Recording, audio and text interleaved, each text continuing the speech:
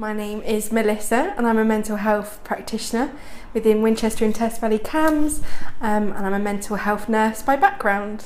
So bullying is something that happens repetitively, so it happens over and over again. There are main three types of bullying, so verbal bullying, physical bullying and cyberbullying.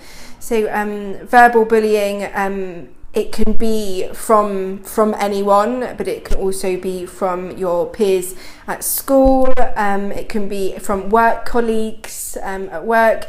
It can be even from your partner if you're in a relationship. It can be from lots of different people, and it's where somebody might say something repetitively that isn't very nice, isn't kind, and makes you feel uncomfortable, and it's painful to hear.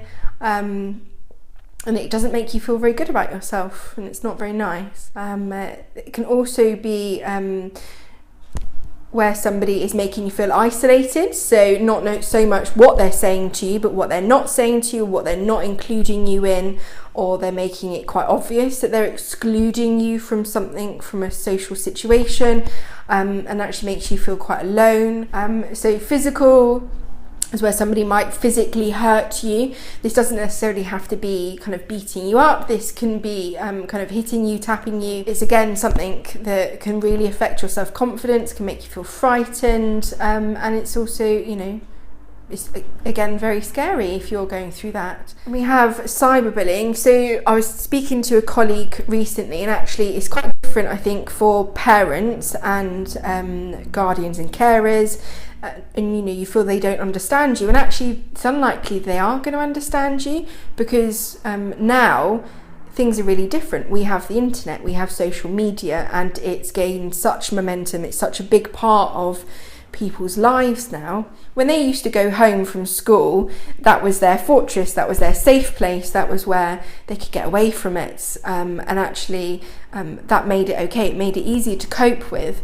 But now that's not the case. You don't have that fortress, you don't really have that safe place, and it's very difficult to escape how you're feeling and what's going on, because actually it's there all the time because of the internet, because of social media, because you want to be on social media, because that's the way you connect with your friends, it's the way you connect with the community of people that you relate to, it's it's how you express yourself, it's where you seek to get support. But it's very difficult if actually you're then prevented from doing those things, or actually when you do those things, you then receive very unkind words, rumours, even pictures. So if a picture is taken of you that you find quite embarrassing for whatever reason, and actually that is kind of shared amongst lots of people without your consent, and actually they're saying very unkind things about it, then that is also classed as bullying. You might not really realise that when you're going through it, but it's not okay for that to be happening. Sometimes people are bullied because they are seen to be different, but sometimes different is also seen as quite cool, so that's not always a reason. It could be because they are struggling at school with education.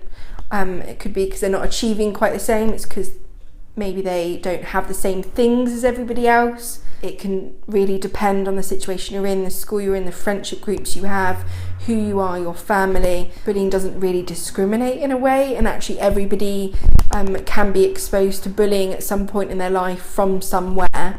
And even if you think, that person's too cool to be bullied, or they would never be bullied, actually likely they may be at some point.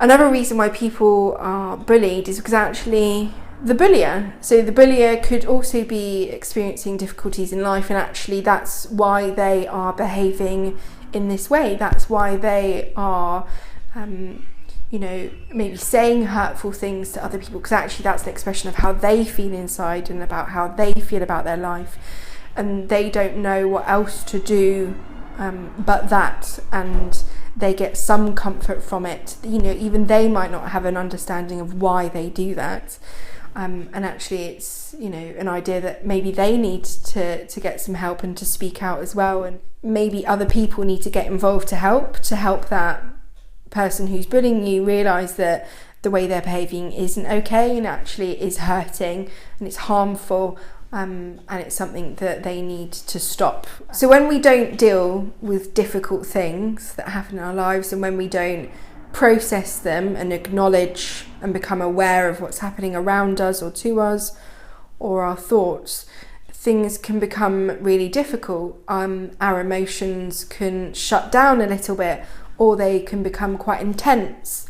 And then in reaction to that, our mind might do other things to help us cope, like develop anxieties, develop low mood, become isolated from our friends and families around us.